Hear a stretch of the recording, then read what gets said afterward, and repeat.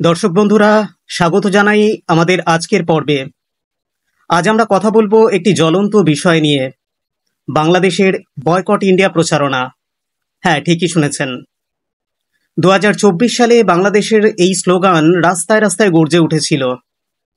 কিন্তু প্রশ্ন হলো, এই বয়কট কি সত্যিই ভারতের অর্থনীতির গায়ে একটা আঁচড় কাটতে পেরেছে, নাকি এটা শুধুই একটা সোশ্যাল মিডিয়ার হাসির খোরাক হয়ে থেকে গেছে? আজ আমরা তথ্য আর পরিসংখ্যানের আলোয় দেখব এই প্রচারণার ফলাফল কি হয়েছে। আর সঙ্গে থাকবে পাকিস্তানের একটি ঘটনা, যারা একই ধরনের স্বপ্ন দেখে আজ আইএমএফ এর দরজায় হাত পাতছে। তাহলে চলুন পপকর্ন হাতে নিয়ে শুরু করি এই আকর্ষণীয় বিশ্লেষণ।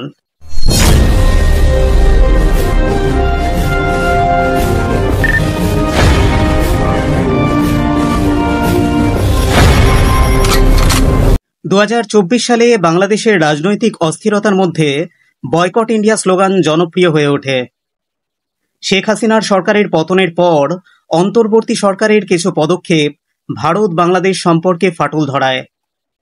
এই প্রচারণার লক্ষ্য ছিল ভারতীয় পণ্য, পর্যটন এবং চিকিৎসা খাতে বাংলাদেশের নির্ভরতা কমানো। কিন্তু এই স্লোগান কি সত্যি ভারতের অর্থনীতিকে টলিয়ে দিতে পেরেছে? আসুন আইএমএফ এর সাম্প্রতিক রিপোর্ট এবং অন্যান্য নির্ভরযোগ্য তথ্যের আলোয় এটি পরীক্ষা করে দেখি। আইএমএফ এর এপ্রিল 2025-এর ওয়ার্ল্ড ইকোনমিক আউটলুক অনুযায়ী ভারতের জিডিপি 2025 সালে 4.3 ট্রিলিয়ন মার্কিন ডলারে পৌঁছেছে, যেখানে বাংলাদেশের জিডিপি মাত্র 491.81 বিলিয়ন মার্কিন ডলার। ভারতের অর্থনৈতিক প্রবৃদ্ধি 2025 সালে 6.2%, আর বাংলাদেশের মাত্র 4.5%। গত 2 শতকের মধ্যে সর্বনিম্ন, কোভিড-19 বছর বাদ দিলে। এই বিশাল ফারাক আমাদের প্রথম সূত্র দেয় যে বাংলাদেশের বয়কট ভারতের অর্থনীতির জন্য এটি তুচ্ছ ঘটনা। কিন্তু এর প্রভাব কতটা? চলুন 3টি খাতে, পর্যটন, চিকিৎসা এবং বাণিজ্য, এর প্রভাব বিশ্লেষণ করে দেখি।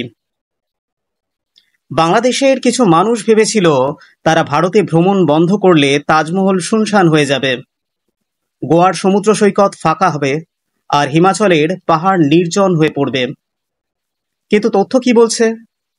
ভারতের পর্যটন মন্ত্রণালয়ের তথ্য অনুযায়ী 2024 সালে ভারত 10.5 মিলিয়ন বিদেশি পর্যটককে স্বাগত জানিয়েছে, যা 2023 সালের তুলনায় 9.5% বেশি। এর মধ্যে বাংলাদেশ থেকে আগত পর্যটকের অংশ কত জানেন? মাত্র 2.5%। হ্যাঁ, ঠিক শুনেছেন। ভারতের পর্যটন শিল্পে বাংলাদেশের অবদান এতই নগণ্য যে এই বয়কট তাজমহলের সামনে লাইন বা গোয়ায় সমুদ্র সৈকতে এর কোনো প্রভাব ফেলেনি। 2024 সালে ভারতের পর্যটন খাত 31 বিলিয়ন মার্কিন ডলার আয় করেছে। বাংলাদেশের পর্যটকদের অবদান কত জানেন? মাত্র 0.1%।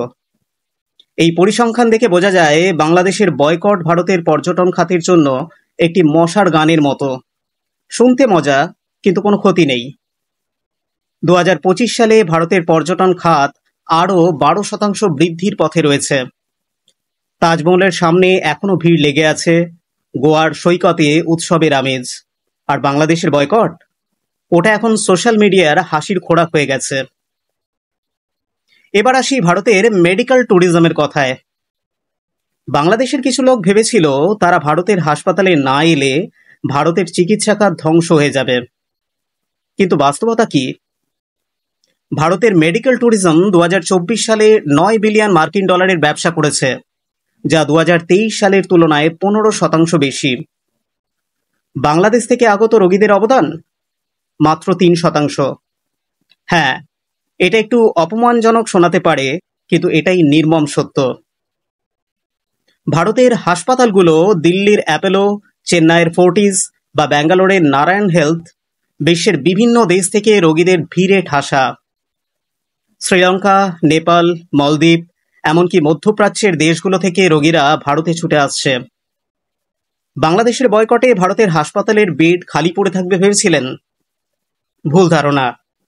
বরং এই বয়কট বাংলাদেশের রোগীদেরই কষ্ট বাড়িয়েছে। বাংলাদেশের হাসপাতালে উন্নত চিকিৎসার অভাবে রোগীরা এখন কোথায় যাবেন? ভারতের হাসপাতাল ছাড়া তাদের কাছে আর কোনো বিকল্প আছে কি? এই বয়কট শুধু বাংলাদেশের রোগীদের নাগরিকদের জন্যই একটি সমস্যা তৈরি করেছে, ভারতের জন্য নয়। এবার আসি বাণিজ্যের কথায়। বাংলাদেশ ভেবেছিল ভারতীয় পণ্য বয়কট করলে ভারতের ব্যবসা ধ্বংস হয়ে যাবে, কিন্তু পরিসংখ্যান কি বলছে জানেন? 2023-24 অর্থ বছরে ভারত থেকে বাংলাদেশে রপ্তানি হয়েছে 12.2 বিলিয়ন মার্কিন ডলারের পণ্য, আর বাংলাদেশ থেকে ভারতে রপ্তানি মাত্র 1.2 বিলিয়ন মার্কিন ডলার। এখন বলুন, কে কার ওপর বেশি নির্ভরশীল? ভারতের বাণিজ্য বাংলাদেশ ছাড়াও ইউরোপ, আমেরিকা এবং মধ্যপ্রাচ্যে ঝড়ের গতিতে এগিয়ে চলেছে। 2024 সালে বাংলাদেশে ভারতীয় পণ্য বয়কটের ফলে কিছু দোকান, যেমন বনানীর নিহারিকা কনকর্ড টাওয়ারের বিবা ঢাকা, বন্ধ হয়ে গেছে। কিন্তু এর প্রভাব ভারতের অর্থনীতিতে কতটা? প্রায় শূন্য। ভারতের রপ্তানি বাংলাদেশের বাজারের ওপর নির্ভর করে না।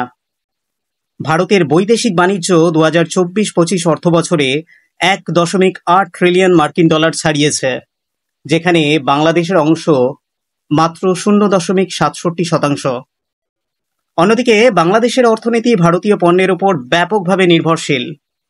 ভারত থেকে আমদানি বন্ধ হলে বাংলাদেশের বাজারে দাম বাড়বে, মুদ্রাস্ফীতি আরও চড়বে। IMF এর তথ্য অনুযায়ী বাংলাদেশের মুদ্রাস্ফীতি 2024-25 অর্থ বছরে 10.7%, যেখানে ভারতের মাত্র 4.2%। এই বয়কট ভারতের জন্য একটি তুচ্ছ ঘটনা, কিন্তু বাংলাদেশের জন্য এটি একটি আত্মঘাতী পদক্ষেপ। এবার আসি পাকিস্তানের গল্পে। 2019 সালে পাকিস্তান ভারতের সঙ্গে বাণিজ্য বন্ধ করে দেয়। ভেবেছিল ভারতের অর্থনীতি ধ্বংস হয়ে যাবে, কিন্তু কি হলো? ভারতের জিডিপি 2025 সালে 4.3 ট্রিলিয়ন মার্কিন ডলারে পৌঁছেছে, আর পাকিস্তানের মাত্র 340 বিলিয়ন মার্কিন ডলার। পাকিস্তানের জিডিপি প্রবৃদ্ধি 2025 সালে 2.3%, আর ভারতের 6.2%। পাকিস্তান এখন IMF এর কাছে 1 বিলিয়ন মার্কিন ডলারের ঋণের জন্য হাত পাচ্ছে, আর ভারত নিজের 686 বিলিয়ন মার্কিন ডলারের বৈদেশিক মুদ্রার রিজার্ভ নিয়ে বিশ্বে দাপট দেখাচ্ছে। পাকিস্তান ভেবেছিল ভারতের সঙ্গে বাণিজ্য বন্ধ করলে ভারতের বাজার ধসে যাবে, কিন্তু ভারত তার বাণিজ্য ইউরোপ, আমেরিকা এবং মধ্যপ্রাচ্যে ডাইভার্ট করে দিয়েছে, আর পাকিস্তান তাদের অর্থনীতি এখন ভিক্ষার ঝুলিতে ঝুলছে। বাংলাদেশের বন্ধুরা, পাকিস্তানের এই শোচনীয় গল্প থেকে শিক্ষা নাও। ভারতের মতো একটি অর্থনৈতিক মহাশক্তির সঙ্গে বয়কটের খেলায় জেতা প্রায় অসম্ভব। তোমাদের বয়কট ইন্ডিয়া স্লোগান পাকিস্তানের সেই ব্যর্থ প্রচেষ্টার একটি কার্বন কপি মাত্র। এই বয়কট ভারতের জন্য নয়, বাংলাদেশের নিজের জন্যই বেশি ক্ষতিকর হয়েছে। ভারতীয় পণ্য বয়কট করলে বাংলাদেশের বাজারে দাম বাড়বে, মুদ্রাস্ফীতি আরও চড়বে। বাংলাদেশের রেডিমেড গার্মেন্টস শিল্প, যা দেশের রপ্তানির 80%-এর বেশি, ভারতের বন্দর ও বিমানবন্দরের ওপর নির্ভরশীল। 2025 সালে ভারত বাংলাদেশের জন্য ট্রান্সশিপমেন্ট সুবিধা বন্ধ করে দিয়েছে। ফলে বাংলাদেশের রপ্তানিকারকদের এখন কলম্বো, মলদ্বীপ বা দুবাই হয়ে পণ্য পাঠাতে হচ্ছে, যা সময় ও খরচ সাপেক্ষ। এই বয়কট বাংলাদেশের নিজের ব্যবসায়ীদেরই ক্ষতি করেছে। IMF এর তথ্য অনুযায়ী বাংলাদেশের অর্থনীতি 2024-25 অর্থ বছরে অর্থনৈতিক অস্থিরতা, শিল্প অশান্তি এবং বন্যার কারণে মাত্র 4.5% প্রবৃদ্ধি অর্জন করেছে। মুদ্রাস্ফীতি 10.7%-এ পৌঁছেছে, যা সাধারণ মানুষের জীবনযাত্রাকে আরও কঠিন করে তুলেছে। এই অবস্থায় ভারতের পণ্য বয়কট করা বাংলাদেশের জন্য একটি আত্মঘাতী পদক্ষেপ। ভারতের অর্থনীতি এই বয়কটের পরেও ঝড়ের গতিতে এগিয়ে চলেছে, আর বাংলাদেশ, তোমরা এখন নিজেদের অর্থনীতির ভারসাম্য রক্ষার জন্য IMF এর 4.7 বিলিয়ন মার্কিন ডলারের ঋণের জন্য আলোচনা করছো। দর্শক বন্ধুরা, IMF এর এপ্রিল 2025-এর ওয়ার্ল্ড ইকোনমিক আউটলুক রিপোর্ট আমাদের একটি পরিষ্কার চিত্র দিচ্ছে। ভারত এখন বিশ্বের 4র্থ বৃহত্তম অর্থনীতি, জাপানকে টপকে গেছে। আর শুধু তাই নয়, 2027 সালের মধ্যে ভারত জার্মানিকে ছাড়িয়ে তৃতীয় স্থানে পৌঁছবে বলে পূর্বাভাস দেওয়া হয়েছে। ভারতের জিডিপি 2025 সালে 4.3 ট্রিলিয়ন মার্কিন ডলারে পৌঁছেছে, আর বৈদেশিক মুদ্রা রিজার্ভ আগেই বলেছি 686 বিলিয়ন মার্কিন ডলার, যা বিশ্বের শীর্ষ 5-এ রয়েছে। ভারতের রপ্তানি বিনিয়োগ এবং উৎপাদন খাত প্রতিনিয়ত শক্তিশালী হচ্ছে। এই অর্থনৈতিক মহাশক্তির সামনে বাংলাদেশের বয়কট ইন্ডিয়া প্রচারণা একটি তুচ্ছ ঘটনা মাত্র। ভারতের অর্থনীতি এমন একটি জায়ান্ট যার গায়ে এই বয়কটের স্লোগান একটা ফুটকিও দাগ কাটতে পারেনি। তাহলে দর্শক বন্ধুরা, এই বয়কট ইন্ডিয়া স্লোগান কি ফল প্রসব করেছে? যতটা গর্জন শুনেছিলাম, ভারতের অর্থনীতি তার থেকে অনেক বেশি শক্তিশালী জবাব দিয়েছে। পর্যটন খাতে তাজমহলের সামনে এখনো ভিড় লেগে আছে। চিকিৎসা খাতে ভারতের হাসপাতালগুলো বিশ্বের বিভিন্ন দেশ থেকে রোগীদের সেবা দিচ্ছে। আর বাণিজ্য, ভারতের রপ্তানি ঝড়ের গতিতে এগিয়ে চলেছে। IMF এর তথ্য বলছে ভারতের জিডিপি প্রবৃদ্ধি 6.2%, যেখানে বাংলাদেশের মাত্র 4.5%। IMF একটি নিরপেক্ষ সংস্থা, তাদের রিপোর্টেই এই তথ্য উঠে এসেছে। বাংলাদেশের এই বয়কট ভারতের অর্থনীতিতে কোনো প্রভাব ফেলেনি, বরং বাংলাদেশের নিজের অর্থনীতির জন্যই এটি একটি বুমেরাং হয়ে ফিরে গিয়েছে। ভারতও না, বাংলাদেশও না। নিরপেক্ষতার দৃষ্টিকোণ থেকে IMF এর এপ্রিল 2025-এর ওয়ার্ল্ড ইকোনমিক আউটলুকের এই রিপোর্ট সম্পর্কে আপনার মতামত কি, কমেন্ট বক্সে জানান। পর্বটি ভালো লাগলে লাইক ও শেয়ার করে সচেতনতার স্বার্থে ছড়িয়ে দিন সকলের মধ্যে। এরকম আরও প্রতিবেদনের জন্য অবশ্যই চ্যানেলটি সাবস্ক্রাইব করে বেল আইকনটি প্রেস করতে পারেন, যাতে পরবর্তী পর্বের নোটিফিকেশন আপনার কাছে পৌঁছয়।